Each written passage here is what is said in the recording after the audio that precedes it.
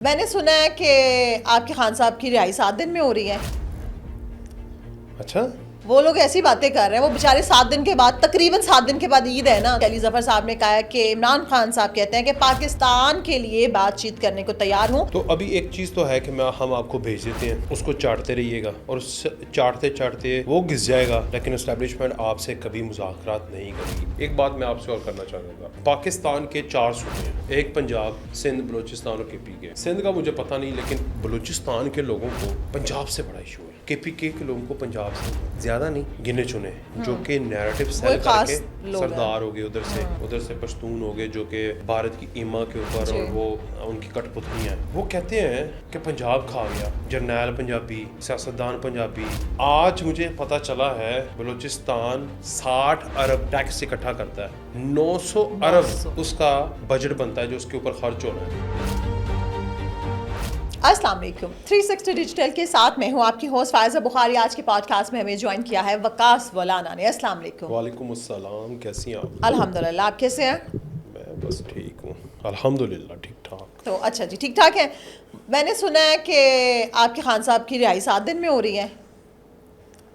अच्छा, वो लोग ऐसी बातें कर रहे हैं, वो बेचारे 7 दिन के बाद, तकरीबन 7 दिन के बाद ईद है ना, तो बस वो कह रहे हैं कि जी रिहाई खान साहब की होने वाली है। और अभी अभी खबर देखी है कि अली जफर साहब ने कहा है कि इमरान खान साहब कहते हैं कि पाकिस्तान के लिए बातचीत करने को तैयार हूँ, पाकिस्तान में इत्तेहाद की खातिर किसी भी वक्त मुज़ाकरात के लिए तैयार हूँ, वरना खान साहब तो चाहते नहीं है कि मुज़ाकरात हो।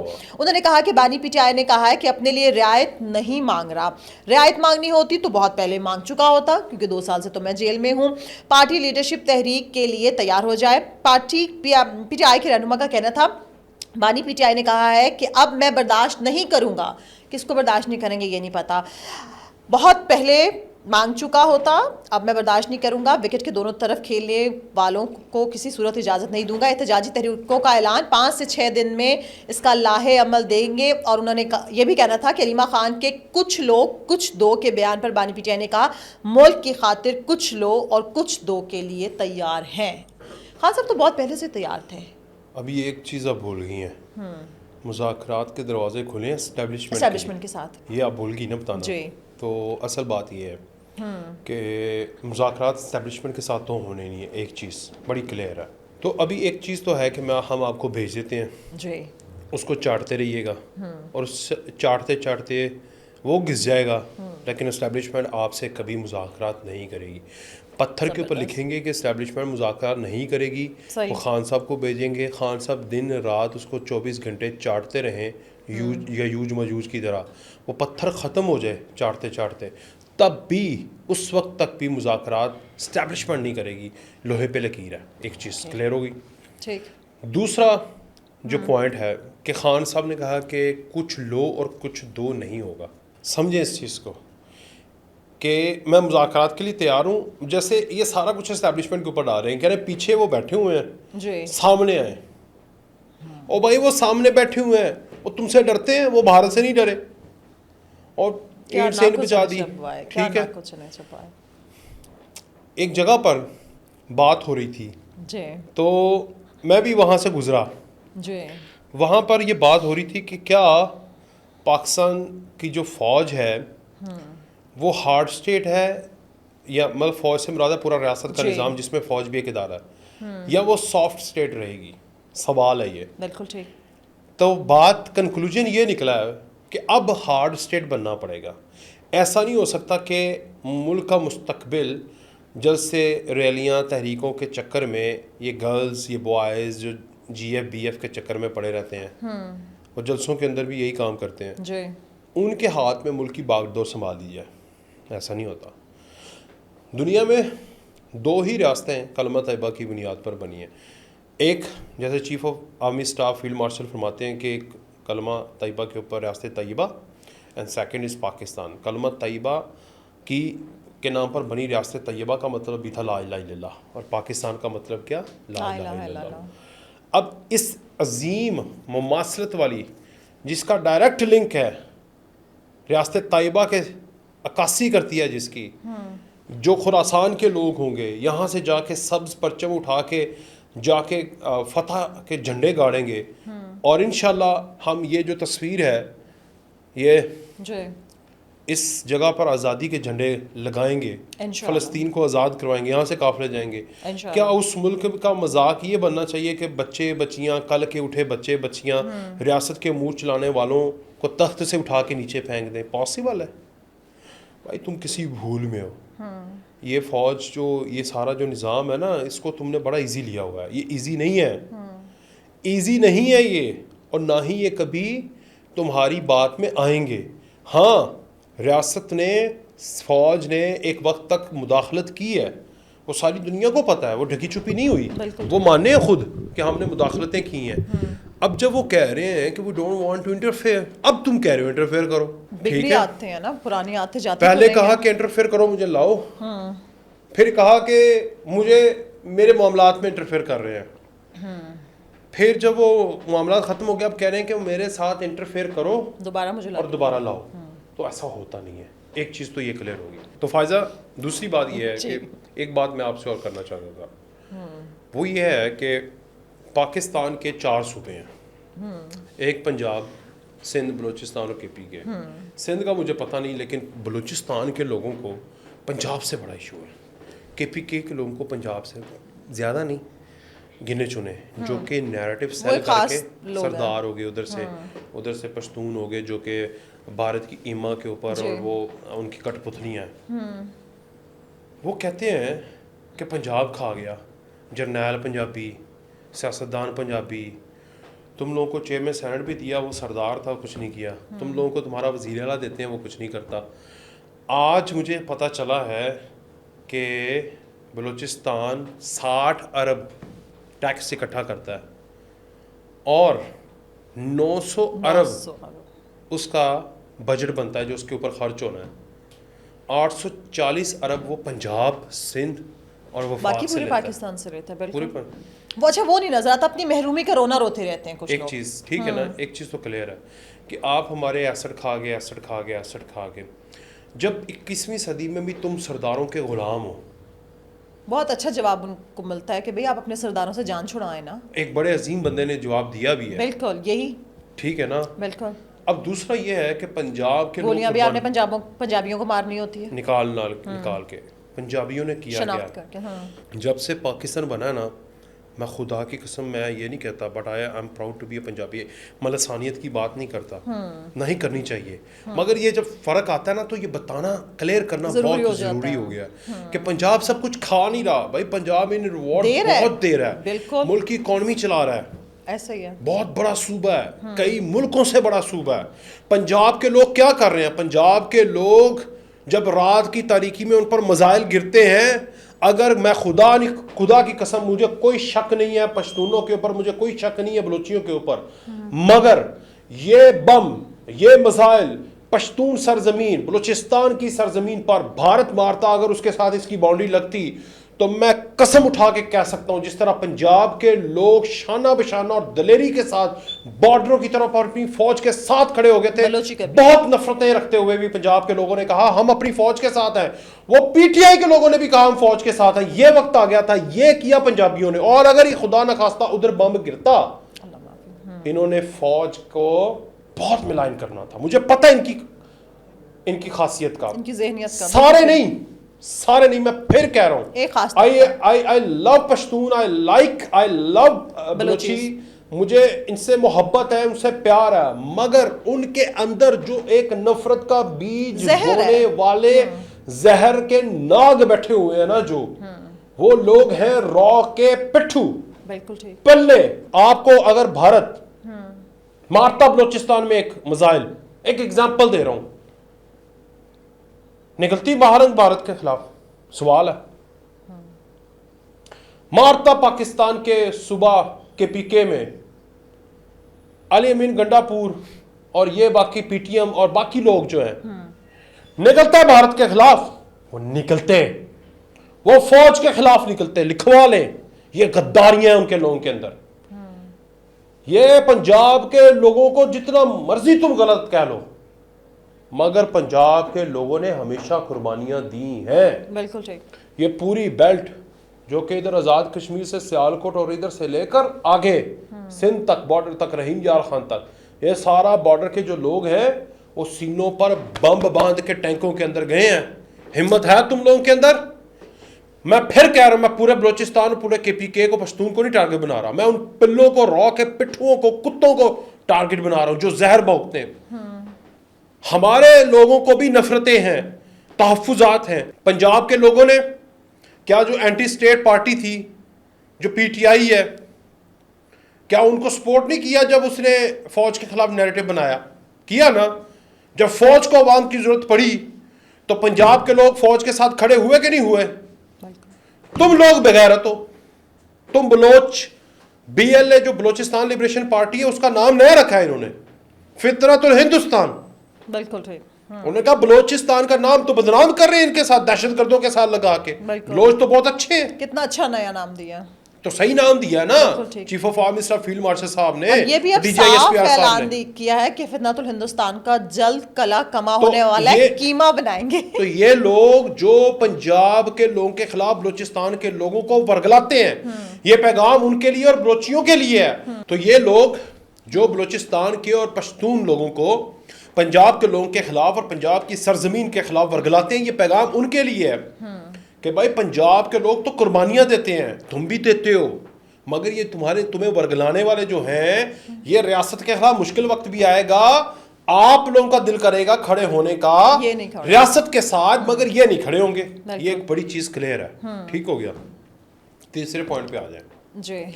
एक और बड़ी चीज जो इस सारे सिनेरियो में हुई है, वो क्या कि दुश्मन जो है ना वो बहुत बुरी तरह नंगा हो गया है।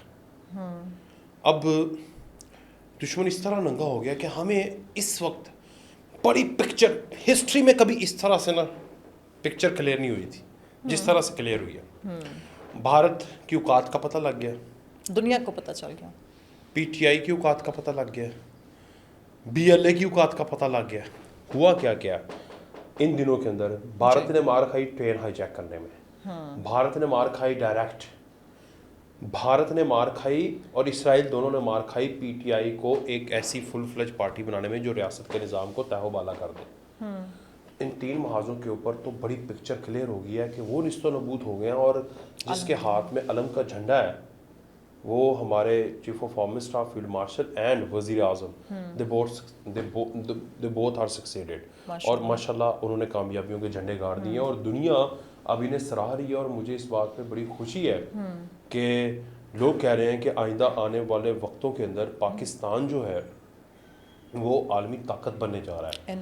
और पाकिस्तान के अंदर चीफ ऑफ आर्मी स्टाफ साहब और फील्ड मार्शल साहब ने कहा है कि अब हमारा जो अगला टारगेट है वो है दहशतगर्दी। दहशतगर्दी कैसी हो सकती है? दो तरह की, एक जो बलूचिस्तान के अंदर हो रही है, डायरेक्ट हो रही है, केपीके के अंदर हो रही है, डायरेक्ट हो रही है, और दूसरी डिजिटल दहशतगर्दी। इन दोनों डिजिटल दहशतगर्दी को और दूसरी दहशतगर्दी को अब उसी तरह देखना है जिस तरह पाकिस्तान के F1 ने भारत के टारगेट्स को देखा। बिल्कुल सीधा जाके लगा, इधर उधर नहीं हुआ। ठीक है, अब ये देखिएगा ये। अच्छा विकास, मैंने आपसे एक कमेंट चाहती हूँ इससे एक बात पे। आपने जो कहा ना कि वर्गलाते हैं, जो बलूचिस्तान वाली सिचुएशन पे आपने बात की, बाकी कुछ लोग होते हैं कि सब चीज़ें बहुत अच्छी नज़र आ रही थी, इस तरह से लोग हमारे ख़ानदानों में भी पाए जाते हैं। ठीक है, एक अच्छी खासी प्यारी सी जगह पे गलत किस्म के काम करके लोगों को भड़का के वर्गला के माहौल ख़राब कर देते हैं। इसी तरह से हमारी जो एक पार्टी है बदकिस्मती से पाकिस्तान तहरीक इंसाफ ये काम करती है। एक वीडियो मेरी नज़र से कल गुजरी है, सबको पता है कि वज़ीर आज़म साहब, फील्ड मार्शल साहब, ये सब लोग गैर मुल्की दौरे पे गए हुए थे। ठीक है, 4 ममालिक हैं, इन लोगों ने दौरा किया। माशाल्लाह माशाल्लाह बहुत कामयाब दौरा था। इन लोगों ने इनको मुबारकबाद दी, इन्होंने लोगों को शुक्रिया अदा किया। अच्छा, वहाँ पे ईरान की जो कुछ वीडियोज़ हैं आपकी नज़र से गुजरी होंगी, बहुत वायरल हुई होंगी। ठीक है, वो जो वीडियोज़ वायरल हुई हैं उसमें खैर एक तो बात ज़रा थोड़ी सी इररेलेवेंट है। पीटीआई तो मतलब कह रही है शहबाज शरीफ साहब आयतुल्लाह खामनाई के सामने बैठे हैं तो वो उनके एहतराम में नंगे पाँव बैठे हैं। इस पे पीटीआई वाले बहुत ले दे कर रहे हैं। खैर ये एक अलग बात है। उस पे ये बात है कि जी इमरान रियाज साहब की जो वीडियो, उसी वाली पिक्चर को कि जिसमें इधर खामनाई साहब बैठे हैं, इधर शहबाज शरीफ साहब बैठे हैं, जाहिर है जो प्रोटोकॉल है उसके अकॉर्डिंग ही सब ने बैठना है ना। शहबाज शरीफ साहब के साथ ईरान के प्रेसिडेंट बैठे हुए हैं, ठीक। अब सामने जो एक रॉ है, उस रॉ में हमारे भी अहम लोग बैठे हुए हैं और उनकी ईरान की तरफ से जो लोग बैठे हैं वो भी हैं। उसमें फील्ड मार्शल साहब बैठे हैं, वो बीच में बैठे हैं, सागडार साहब हैं, बाकी ईरानी और पाकिस्तानी जो एक पूरा का पूरा एक ग्रुप है। अब उस तस्वीर को शहबाज गिल ने उसका साइकोलॉजिकल एनालिसिस जो भी किया, मैंने वो नहीं देखा, लेकिन इमरान रियाज की जो वीडियो मेरी नज़र से गुजरी है उसमें वो ये कह रहे हैं चूंकि आर्मी चीफ तो थे, अब उनको तरक्की दे के फील्ड मार्शल बना दिया गया, और वो कह रहे हैं कि जी क्योंकि बहुत ज़्यादा खुशी कामयाबी जो है उनके दिमाग पे ये उन लोगों के अकॉर्डिंग है कि सवार हो रही है। लेकिन वो ये देख रहे हैं कि शहबाज शरीफ साहब को प्रोटोकॉल मिल रहा है, वो सामने बैठे हैं खामनाई के मुकाबले में, और वो जहाँ पे 5, 6, 8 लोगों का ग्रुप है उनको बीच में बिठाया सेकेंड टियर में। तो वो ये कह रहे हैं कि हर मुल्क में जिस जिस तरह 4 दौरे किए हैं तो उन्होंने देखा उनको अपने से नीचे पाया आर्मी चीफ साहब ने। तो ये कह रहे हैं कि अभी तो वो खामोश है, चुप है, लेकिन आप देखिएगा कि ये ज़्यादा देर तक ये बर्दाश्त नहीं करेंगे। वो कहेंगे शहबाज शरीफ मेरे से आगे कैसे है। मतलब वो ये खुद भड़का रहे हैं, वरगलाने वाली जो आपने बात की है, ये बैठ के कल उसको साइकोलॉजिकल एनालिसिस का नाम दे रहे हैं कि फील्ड मार्शल आसिम मुनीर साहब को ये बात अच्छी नहीं लगेगी कि उनको प्रोटोकॉल नहीं मिल रहा जो उनको मिलना चाहिए, उनके वो आर्मी चीफ भी है, फील्ड मार्शल शहबाज शरीफ साहब को साथ बिठाया गया है। अच्छा सॉरी, आपसे एक रिक्वेस्ट है, आपने शहबाज गिल का नाम ले लिया, एक दफ़ा कलमा पढ़ लें, ज़ुबान पाक हो जाएगी, पढ़ लें। यार हंस रही हैं आप। अल्हम्दुलिल्लाह मुसलमान है, कोई बात नहीं, इस तरह की चीज़ों के नाम लेते रहते हैं। अच्छा, वो मतलब वैसे तो बड़े लोगों का नाम शहबाज गिल है दुनिया के अंदर, लेकिन सोच को ज़रा पाक कर लें, उस नाम ले लिया। अब मैं लेता हूँ, लेकिन कोई बात नहीं, मैं रज के करके बाद चो पढ़ लूँगा। ये बंदा जिसकी कोई औकात नहीं, और इमरान रियाज साहब तो उस्ताद मोहतरम पागल। अब ये कर क्या रहे हैं, ये गेम खेल रहे हैं। आपको पता है एक डिनर हुआ है, आपको पता है कि फील्ड मार्शल साहब ने जब स्टिक ली थी तब क्या किया था भाई, वो अपने चीफ एग्जीक्यूटिव को सल्यूट करते हैं। This is democracy, he knows, तुसी सड़ो ते तुसी मरो, ठीक है, तो और कोई नहीं है। बाकी आपको पता है कि मुल्क का रिप्रेजेंटेटिव कौन है? चीफ एग्जीक्यूटिव, कोई भी हो सकता है। इमरान खान भी सी जड़ा ईरान दे विच जाके बकवास, चलो छोड़ो दफा करो। अब वो रिप्रेजेंटेटिव तो वो भी था ना, तो ये भी है। अब वो जो है वो सिपा सलार की हैसियत है। अब सिपा सलार ने जहाँ रहना है वहीं रहना है। ये आपकी ख्वाहिशें दम तोड़ देंगी, लेकिन मुझे पता है फील्ड मार्शल साहब को जो एजाज़ मिला है उन्होंने कौम के नाम पे, कौम की डिमांड थी, ये कोई खाली हुकूमत की डिमांड नहीं थी या शहबाज शरीफ की डिमांड नहीं थी। कौम ने कहा था कि इस बंदे ने, क्योंकि देखें फैसला किया चीफ ऑफ आर्मी स्टाफ ने, उस वक्त फैसला किया था उस रात को उसी एक शख्स ने कि उनको तिगनी का नाच नचा दो, तो रिजल्ट ओरिएंटेड कौन हुआ? आसिम मुनीर साहब, वो बन गए फील्ड मार्शल। और फील्ड मार्शल की स्टिक किसने पकड़ाई है? चीफ एग्जीक्यूटिव ने, और उनको उन्होंने सल्यूट किया। तो तुसी मरो तो सड़ो। फिर जहां पर भी वो आते हैं वो उनको सल्यूट करते हैं, वो प्रोटोकॉल का एहतराम है। और उनको जो मिनिस्टर होता है वो भी जो जमहूरियत होती है उसमें वो चीफ ऑफ आर्मी स्टाफ से उसका जो होता है ना, जैसे पंजाब में आपने देखा होगा जो मिनिस्टर होते हैं technically they are above than the chief executive, sorry chief secretary and IG जो पंजाब की, इसी तरह विफाक की, तो वो भी उनसे सीनियर हैं क्योंकि वो 24 करोड़ अवाम के इलेक्टेड लोग हैं। इनका काम, जहाँ पर इनका काम आता है, देखें ऐसा एक खूबसूरत निज़ाम बन गया है कि जहाँ पर chief justice, chief of army staff का काम है, वहाँ पर हुकूमत नहीं बोली, हुकूमत का अप्रूवल है। You know better your job, do it better, more better. वो कहता है sir okay I have done it, उन्होंने कहा शाबाश, ये लो, ये बन गया फील्ड मार्शल। जहाँ पर चीफ एग्जीक्यूटिव का काम है मुल्को मुल्की जाकर पाकिस्तान का तशख़्ख़ुस बनाना, वहाँ पर वो प्रायोरिटी में है और वो हमेशा से प्रायोरिटी में होगा। ये कल को शहबाज शरीफ की जगह पर कोई और हुआ और अगर आसिम मुनीर या इनकी जगह पर कोई और हुआ, वो भी इसी तरह ही बैठेंगे और वो कभी नहीं बोलेंगे, क्योंकि उनको वो ख्वाब नहीं दिखाए जो आपके चीफ एग्जीक्यूटिव ने फैज़ हमीद को दिखाए थे। उनको वो ख्वाब नहीं दिखाए गए और ना ही उन्होंने वो ख्वाब देखे हैं। वो आए हैं अपना नेक नीति के साथ अपना टेन्योर पूरा करने। उनको पार्लियामेंट के ज़रिए उनके टेन्योर में आसिम मुनीर को नहीं, आसिम मुनीर के ओहदे ओहदे को को। एक्सटेंशन मिली है, बिल्कुल। टेन्योर को मिली है, नॉट एक्सटेंशन, टेन्योर एक्सटेंड हुआ है, बिल्कुल ठीक है। Asim Munir didn't get extension. The chief of army staff बाज़ाते चेयर जो है वो 3 से 5 साल हुई, उन्होंने कहा ओके एक्सेप्टेड। उनको आसिम मुनीर को बनाया गया फील्ड मार्शल, ये है उनका, वो उन्होंने कारनामा। कहा ओके।